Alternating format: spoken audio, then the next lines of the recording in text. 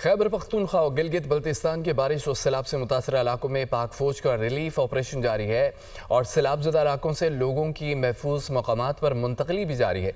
Ration इमदादी सामान पहुँचाने के लिए ऑपरेशन जारी है। तफसील देखिए इस रिपोर्ट में।